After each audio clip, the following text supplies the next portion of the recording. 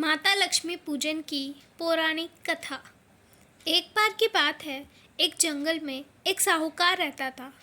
उसकी बेटी प्रतिदिन पीपल के पेड़ पर जल चढ़ाती थी। जिस पीपल के पेड़ पर वो जल चढ़ाती थी, उस पर माता लक्ष्मी का वास था। एक दिन माँ लक्ष्मी ने साहूकार की बेटी से कहा, मैं तुमसे मित्रता करना चाहती हूँ।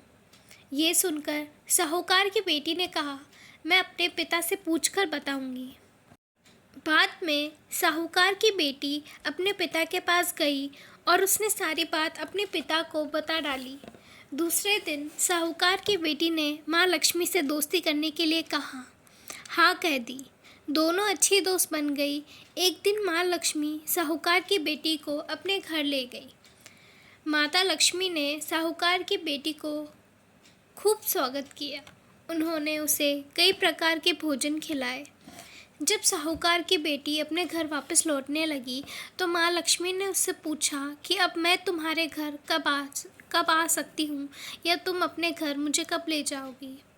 ये सुनकर साहूकार की बेटी ने माँ लक्ष्मी को अपने घर आने को कहा, लेकिन घर की आर्थिक स्थिति को देखकर वो दुखी हो गई। उसे डर लगने लगा कि क्या वो अपने दोस्त को अच्छे से स्वागत कर पाएगी। ये सोचकर वो दुखी रहने लगी। साहूकार अपनी बेटी के उदास चेहरे को देखकर समझ गया। तब उसने अपनी बेटी से कहा कि तुम मिट्टी से चोखा बनाकर सफाई करो। 4 बत्ती के मुख वाला दीपक जलाकर माँ लक्ष्मी का नाम लेकर उनका स्मरण करो। पिता की ये बात सुनकर उसने वैसा ही किया। उसी दिन एक चील किसी रानी का 9 लाख का हार लेकर उड़ रही थी, लेकिन वो हार साहूकार की बेटी के सामने आकर गिर गया। तब साहूकार की बेटी ने जल्दी से उसे बेचकर भोजन की तैयारी शुरू की।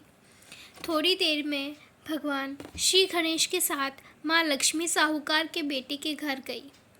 साहूकार की बेटी ने उनका खूब सेवा की।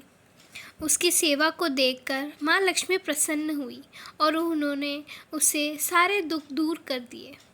उन्होंने उसके सारे कष्ट दूर कर दिए।